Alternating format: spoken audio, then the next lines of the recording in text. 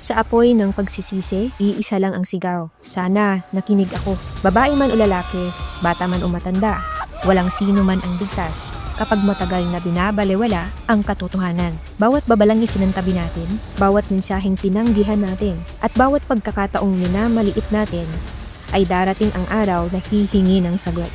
At yon ang magpapahamak sa atin. Ang Diyos ay mapagpasensya, mahabagin, at puno ng biyaya. Patuloy siyang tumatawag, nagbibigay babala, at nag-aanyaya na tayo ay bumalik sa Kanya. Pero ang biyaya ng Diyos ay may takdang panahon, at ang buhay na to ay hindi na ensayo. Dahil bawat araw ay nagiging pinal ang mga desisyon, at nauubos na ang oras.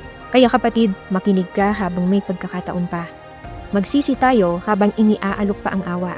Piliin ang buhay habang bukas pa ang pintuan. Dahil darating ang araw na wala nang ikalawang pagkakataon. Wala nang uulitin ko at wala nang bukas. Hanapin ang Diyos habang siya ay masusumbungan pa. Piliin natin siya habang may panahon pa. Kung handa kang gawin to, comment Amen.